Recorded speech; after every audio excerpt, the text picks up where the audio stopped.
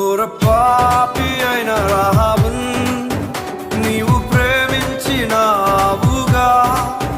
వేశ్యగా జీవించినను వారసత్వమునిచ్చినావుగా. ఘోర పాపి అయిన రాహాబున్ నీవు ప్రేమించినావుగా, వేశ్యగా జీవించినను వారసత్వమునిచ్చినావుగా. నా పాపమై నా శాపమై మరణించిన నా యేసయ్యా, నా నీతి అయి నిత్య శాంతి అయి నా తోడుండు నా దైవమా.